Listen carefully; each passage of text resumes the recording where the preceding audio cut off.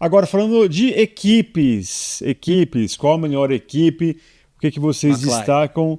McLaren, por que, Carlos Costa? É o Campeonato de Construtores. Ah, legal. Não, próximo, quem que fala? Não, explica, discorra sobre o assunto, por favor. Você ia falar, Gui? Manda abraço.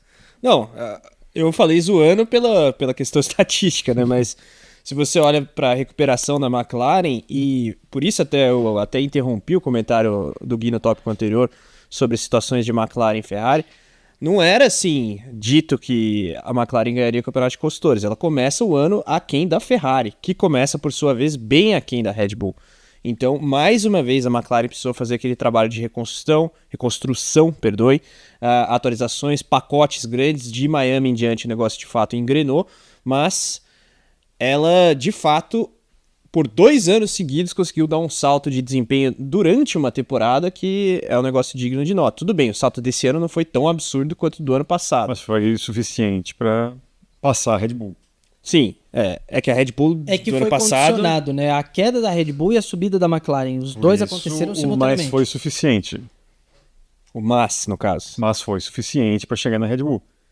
Eu me perdi. Vamos lá, você disse, o salto desse ano foi menor do que do ano passado, vírgula, mas foi suficiente para passar a Red Bull. Sim, mas a questão é que o ano passado ela era a pior equipe e se tornou a segunda melhor. Concordo, a gente está concordando. Ok, ótimo. Sigamos. Mas meu voto não vai ser a McLaren, pode seguir. Talvez o complemento do meu comentário seja o motivo pelo qual o senhor não votará na McLaren. Explico. Erros de execução, Sim, de estratégia sim.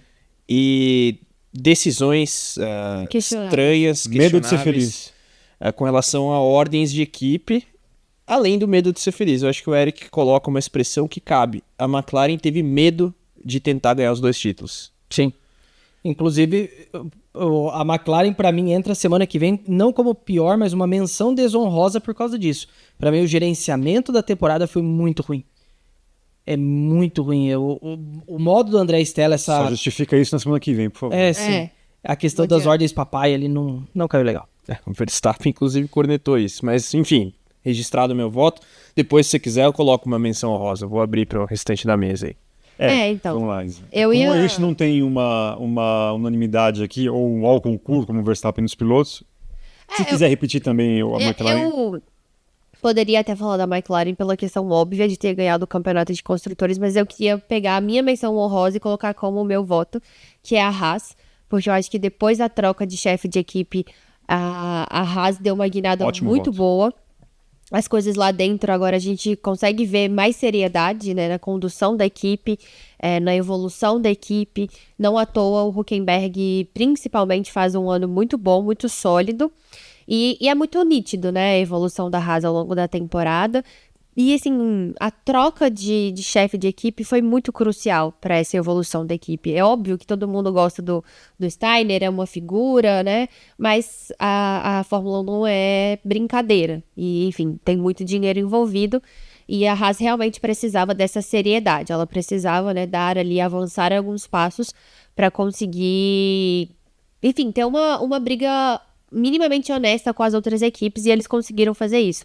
Então, eu vou ficar com a Haas como melhor equipe. A Haas, acho que o resultado desse ano é o segundo melhor resultado da história da Haas na Fórmula 1. Teve um ano que eu acho que ela conseguiu ser 6ª colocada. Deixa eu Lá, 2017, sei lá, não me lembro mais. Antes do Drive to Survive? Não, ela foi 5ª colocada em 2018. 5ª colocada em 2018. Então, é importante essa menção da Isa, porque realmente o ano da Haas e o contraste, né, do ano passado para esse, Impressionante. sem contar, 7º lugar atrás da Alpine, tá bom, pô. Tá na frente da isso Williams, só- da O RB. 7º lugar que foi circunstancial, porque se não fosse o pódio É isso que duplo eu no ia falar. Brasil, a Alpine Só nunca ia chegar acontece nisso. isso por conta daquele pódio duplo, exatamente. Assim como o Verstappen teve sorte, Ocon e Gasly tiveram sorte. Águas milagrosas. Tô Pedro em ironizando São a Paulo. declaração do Norris, pra quem não entendeu. E não é algo de errado, mas assim, o meu voto é a Haas também, e fica muito evidente esse ano que o Steiner era uma âncora ali na equipe, ele estava segurando o desenvolvimento da equipe.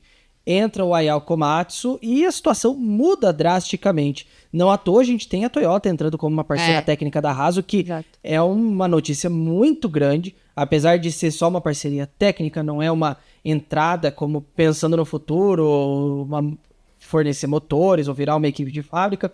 mas mesmo assim mostra que a Haas tem um comando de verdade para poder trabalhar nos próximos anos.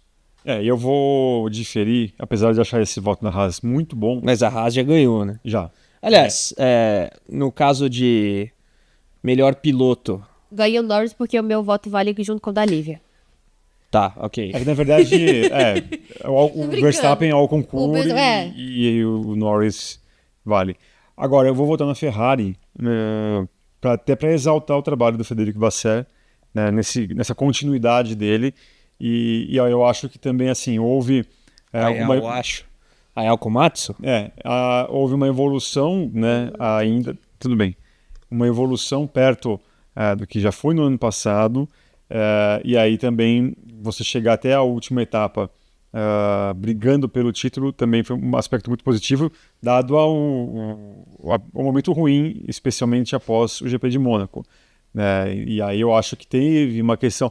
Se o calcanhar de Aquiles da McLaren é a questão do comando, de lidar com os pilotos, ou até mesmo de entender que tem o melhor carro e dá para brigar por mais, a Ferrari ela meio que se perdeu nas atualizações, mas eu acho que é um erro mais Contornável, né? propício a acontecer do que uma equipe que acaba tendo o melhor carro e de repente fala, temos o melhor carro, e agora? Entendeu? Então eu acho que vale a Ferrari, para mim, um voto da melhor equipe, mas eu acho também o voto da Haas muito bom. Algum destaque adicional, gente? Não, acho que não.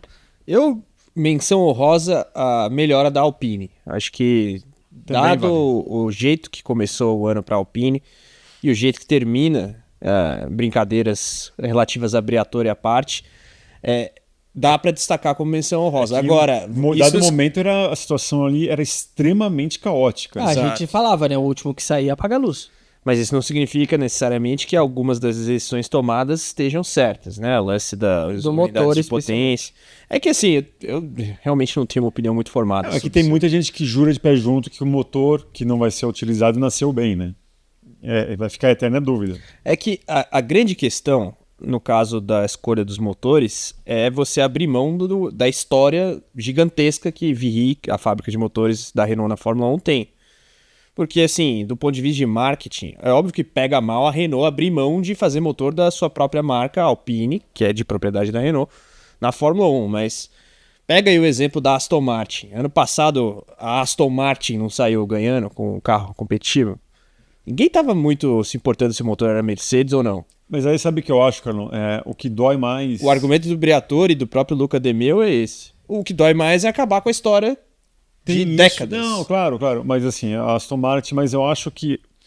Eu não sei se vocês vão concordar, mas eu acho que, por exemplo, um carro Aston Martin é muito mais inacessível à grande maioria E os carros da Aston dos Martin fãs... têm motores fabricados por outros montadores, os carros de rua.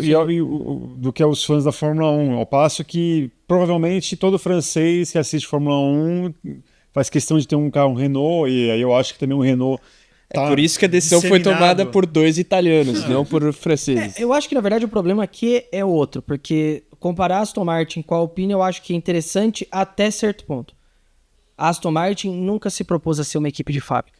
A Renault se propõe. Tanto que a gente tem... Olha pra Se história... propõe, deixou de propor isso em alguns períodos, inclusive recentes da Então, história. mas é exatamente por isso que eu acho que há um contrassenso. Se você olhar para a história do grupo Renault na Fórmula 1, você tem a saída da Renault como equipe em 2010, aí a Lotus vira isso, né? Mas uma equipe oficial, /cliente, não sei o quê, e aí a Renault retoma essa atividade em 2016 como equipe de fábrica. E aí você tem a Alpine entrando em 2020 como uma forma de fortalecer 21. a marca... Isso, 21. Como forma de fortalecer a marca Alpine dentro do contexto do grupo Renault. E agora você tem uma Alpine que continua na Fórmula 1, mas sem a Renault, usando Mercedes. Que marca é essa que você está fortalecendo no final das contas? Então, para mim, tem um contrassenso na história. Sendo Mas que os qual- carros Alpine quase não existem, mercadologicamente falando. Mas a Alpine acho que é a marca a divisão Esportiva, mas que tem um modelo, dois modelos. Sim, é insignificante. Sim. Mas essa era a justificativa oficial em 2020 para entrar em 2021. Mas o ponto é, se o motor Mercedes estiver bom e o carro estiver bom, sucesso. Porque Ah. a gente fala da volta da equipe de fábrica 2016, né? Isso. Qual que foi o sucesso obtido? Qual foi o lucro obtido? Como questionaria Rogério Skylab? É que ali foi uma zona desde o começo, né? Gente, vamos pro próximo tópico?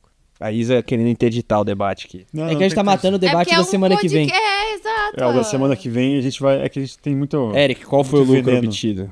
Não vi, não sei.